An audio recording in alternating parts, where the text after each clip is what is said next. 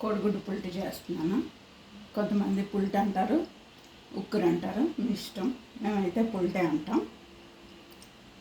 3 గుడ్లతో చేస్తున్నాను. 3 గుడ్లకి చిన్న ఉల్లిపాయలు అయితే 3 పడతాయి, పెద్దవి అయితే 2 చాలు. ఫస్ట్ నూనె వేడెక్కింది, పచ్చిమిర్చి,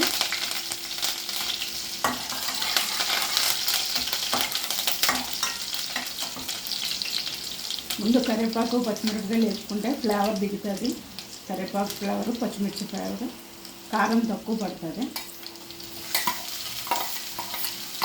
ఈ 2 పెద్ద ఉల్లిపాయలు, వీటికి 3 గుడ్లు వేస్తాను.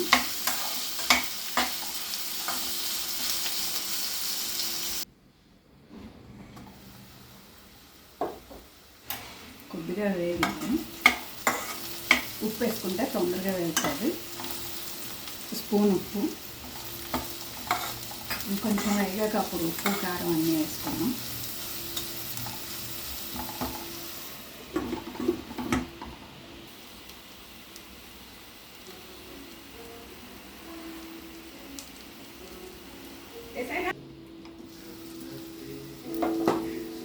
వేగింది, ఇంకా వేగాలి. ఈ లోపల కొంచెం అల్లం వెల్లుల్లిపాయ పేస్ట్ కొద్దిగా, ఎక్కువ వద్దు. పసుపు,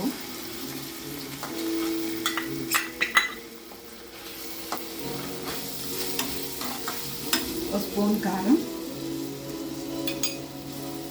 నేను కొంచెం కారం తక్కువ తింటా, అందుకు తక్కువ వేసుకుంటాను. మీరు వేసుకుంటే ఇంకో 1/2 స్పూన్ పడుతుంది. జీలకర్ర, ధనియాల పొడి, ఇది పెద్ద కొద్దిగా.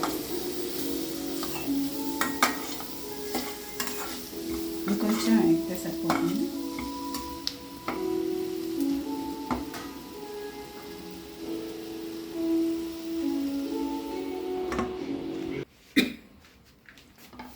వేగిపోయింది.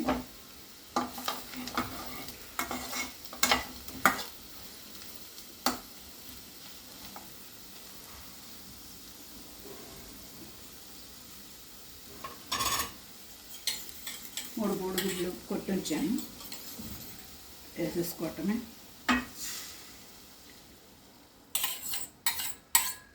కొంచెం మూత పెడతాను, వెంటనే కలుపుకోవటం.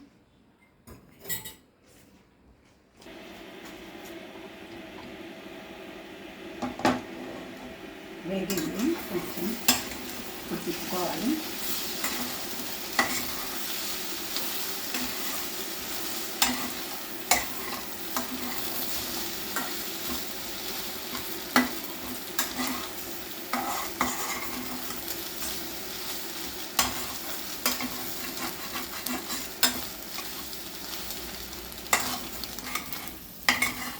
వేగిపోయింది.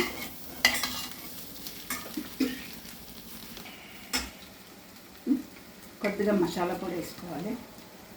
లవంగం, దాల్చిన చెక్క, కొట్టిన పొడిది ఎక్కువ పడుతుంది, కొద్దిగా చాలు.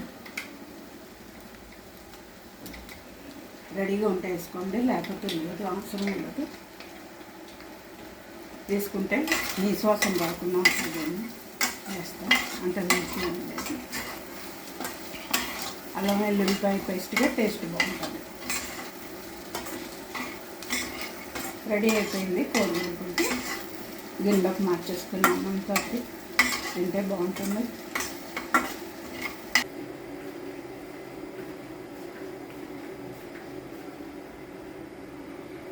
కోడిగుడ్డు పుల్టు రెడీ అయిపోయింది.